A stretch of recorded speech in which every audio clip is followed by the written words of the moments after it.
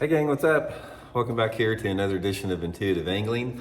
Really appreciate you guys swinging by and checking the video out. I'm sure everybody will want to see today's video because I'm going to give you guys the top 5 lures to use with forward-facing sonar and live scope. You know, as much as I talk about it and everything, I still, know what type of lures the fish bite. So I'm going to give you guys a suggestion of the 5 top ones to maximize your forward-facing sonar success on the water.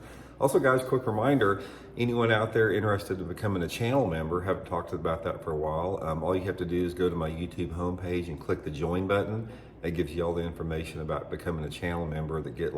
Channel members get like extra videos every week that aren't seen by the public, and some access to my email address for your personal fishing questions. So much appreciated there. Okay guys, let's go over them. Top 5 live scoping lures out there when you're out roaming around chasing those open water fish. First one, guys, is the old yellow hellbender. This thing is going to run probably, 5 to 7 foot deep, depending upon what line you're fishing. Gets down there in the depth where those suspended fish are. You know, it doesn't matter if it's spotted bass, largemouth, or smallmouth. You run this through a school of those fish that you've seen swimming or out there in your live scope, and they will bite it.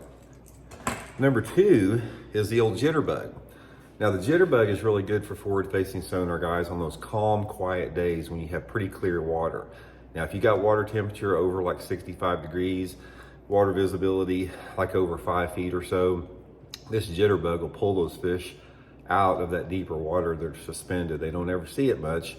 Something we used to catch a ton of fish 50 years ago on all the lakes around here. You could throw the jitterbug anywhere and catch a big bag. So throw that jitterbug out there for your forward-facing sonar fish and see what happens there.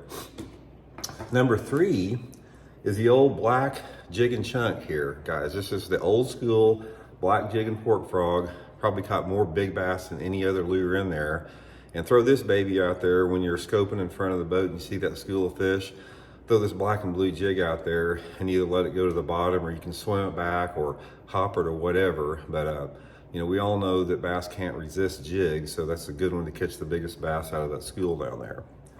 Next one, guys, is the old square bill crankbait, just the old balsa square bill crankbait. You know, it doesn't matter if that water you're scoping is 100 feet deep or 20 foot deep out there. You can burn that little square bill crank, or that bigger square bill crankbait down through that water column. Creates a good reaction strike for those fish out there that don't see many lures. And finally, guys, my favorite is the old whopper plopper.